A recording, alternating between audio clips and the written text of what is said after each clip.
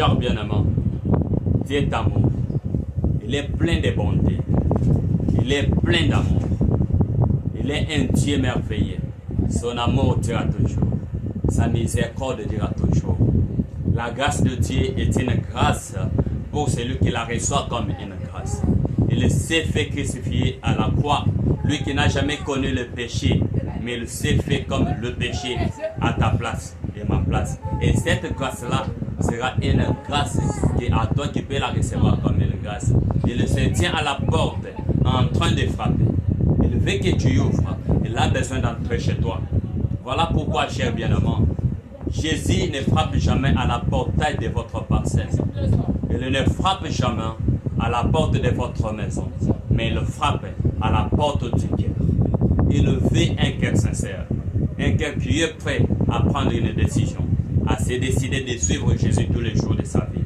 Parfois tu n'as jamais connu, parfois tu as toujours voulu être loin de Dieu puisque tu as tant commis des erreurs. Mais aujourd'hui, j'aimerais te dire une chose. Le sang de Jésus parle plus fort que tes erreurs du passé. Le sang qui a été crucifié, l'homme qui a été crucifié au bois de Calvaire, ce sang-là parle plus fort que le péché. Mais ce qu'il veut, ce n'est pas toujours des discours religieux, puisque Jésus n'a pas toujours été venu pour le parfait, mais il était venu pour les imparfaits. Et maintenant, ce qu'il a besoin, c'est un cœur sincère, un cœur qui prend une décision, de se repentir sincèrement et de suivre Jésus tous les jours de sa vie. Et quand tu vis, quand tu prends Jésus-Christ, tu commences à vivre sous le sang. Et il a dit, quand il verra le sang, il le passera par-dessus. À l'époque, les gens qui vivaient sous le sang des boucs de taureau, quand ils pouvaient voir la marque du sang dans le porte, ils pouvaient passer par-dessus.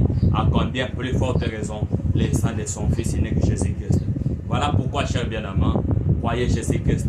Vous devez reconnaître une chose, que peu importe tout ce que nous pouvons faire ici-bas, l'un des 4 matins, nous allons quitter ce monde, car il y a une vie merveilleuse qui nous attend au-delà. Mais demande-toi, cher bien-aimé, la Bible nous dit dans le livre d'Ecclésiaste, chapitre 12, verset 1, il dit, jeune homme, régis-toi dans ta jeunesse, livre ton cœur dans la joie pendant les jours de ta jeunesse. Marchez dans les voies de ton cœur et selon les regards de tes yeux. Mais chasse-le très bien que l'un des 4 matins, Dieu te jugera à cause de tout ce que tu as pu commettre dans ta jeunesse. Voilà pourquoi la jeunesse que toi tu es en train de sacrifier dans des choses inutiles, Dieu veut que tu puisses lui donner ta jeunesse. Dieu veut que tu lui sers pendant ta jeunesse. Voilà pourquoi, cher bien-aimé, chasse-le très bien que tu passeras une vie après cette vie que nous sommes en train de vivre. Voilà pourquoi il a besoin de toi. Tu devrais reconnaître que nous sommes en un temps là, dont 2 Timothée nous a dit qu'il y aura un temps dont la parole de Dieu, la pure parole de Dieu deviendra rare et recherchable. Et nous sommes dans ce temps où les personnes, où les gens s'habillent d'une manière immorale, dont les gens se comportent d'une manière immorale.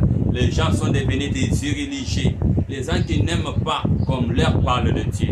C'est un moment dont le pasteur commence à prêcher l'évangile matériel. Leurs évangiles sont basés sur l'argent, sur les biens matériels, sur des voyages, des parcelles. Mais j'aimerais vous dire une chose. Nous ne sommes plus jamais chrétiens pour l'argent, pour avoir le bien matériel. Mais nous sommes chrétiens pour avoir la vie éternelle, pour espérer une vie après la mort. Donc viens à l'église pour que Dieu puisse nous redresser, pour que Dieu nous façonne, puisque ton a pu parcourir à leur travail, dans des rites par-ci par-là, nous avons commis tant des erreurs. Nous avons péché même en regardant, en combattant. Mais on vient dans l'église, comme la Bible dit, que le jugement commence dans la maison du Seigneur. On vient à l'église pour que le Saint-Esprit puisse utiliser son serviteur, son pasteur, pour que Dieu nous parle. Le Saint-Esprit nous parle à travers son serviteur qui se met à la chair pour nos péchés. Et nous voulons que nous soyons condamnés, puisque la parole de Dieu est là pour nous condamner, nous tailler et nous montrer le vrai chemin que on devait suivre.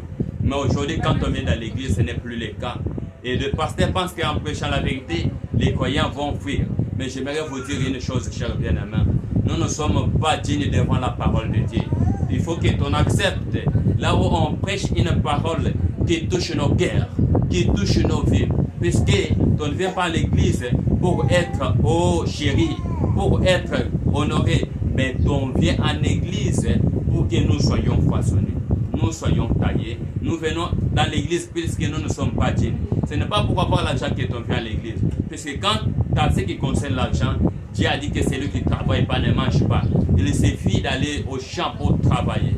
Allez chercher du travail et vous aurez de l'argent. Mais on vient à l'église puisque c'est la seule chose que le monde n'est pas donné, c'est la vie éternelle.